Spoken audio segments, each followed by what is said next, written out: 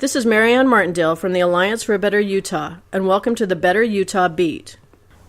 It must be October. The last month of campaign season is here, and hotly contested races are turning out more than a few odd moments. In a race to see who will succeed Salt Lake County Mayor Peter Caroon, former County Council member Mark Crockett has been ordered by the district attorney to refund several campaign contributions that violated the law. In this particular race, campaign finance law says that you cannot accept donations in excess of $6,000 from any individual. But Mr. Crockett's campaign accepted 3 donations that crossed that line.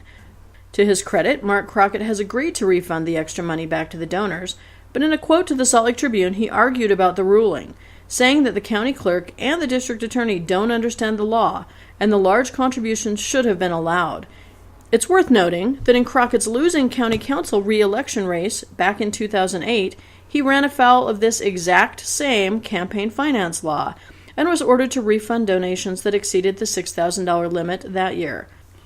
Mr. Crockett seems to think his interpretation of the law is the only one that counts. Former Representative John Dougal, currently running for the office of State Auditor, is seeing some barbs thrown his way, as his opponent, Mark Sage, says that if Dougal becomes the state auditor, it would be a conflict of interest. The trouble stems from Dougal's record in the legislature.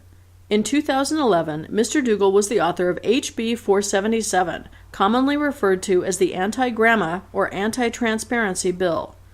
The legislation stripped the public and the media of their right to obtain copies of some of the legislature's records. The bill passed but caused an uproar as more than 90% of Utahns, Democrat and Republican alike, protested that their government was trying to keep things hidden from them. Governor Herbert, to his discredit, actually signed the bill into law, but the outcry increased and in the end a special session had to be called to repeal the law. John Dougal's opponent says that because he was the author of that legislation, it leaves him ill-equipped to be the one responsible for digging into our government to find possible problems.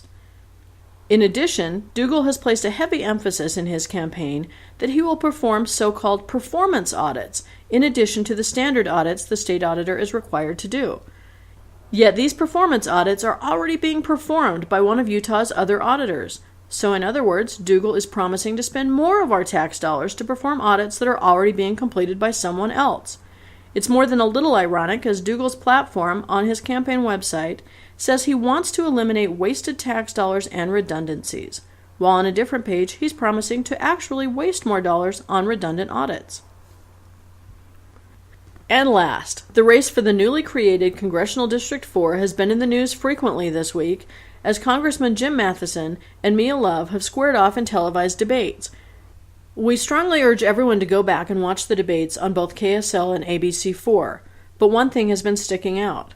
On both TV stations, Matheson and Love ads have been airing frequently, but 2 of Mia Love's ads in particular have been jumping out.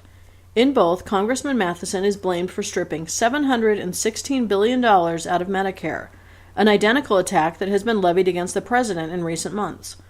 The problem with the claim is that it's patently false. What the policy in question actually did was to take $716 billion that was being erroneously paid to Medicare providers and reinvest it back into Medicare to do 2 things: close the donut hole in seniors' prescription drugs and extend the life of Medicare itself by an additional 8 years. In recent years, everyone has been complaining about some of the mismanaged funds in Medicare, and this policy actually sought out those areas and streamlined processes, resulting in increased benefits for seniors and a longer life for the Medicare program, all without costing the taxpayers any additional money. And despite the fact that these 2 were paid for by an out-of-state super PAC and the Republican National Congressional Committee, in last week's televised ABC4 debate, Mia Love herself made the same claim. The ironic part of this attack by Mia Love is that this new Medicare policy was not a proposal made just by Democrats. Paul Ryan, the Republicans' vice presidential nominee, had the exact same policy in his own budget proposal as a smart way to help fix Medicare. And who endorsed Paul Ryan's budget?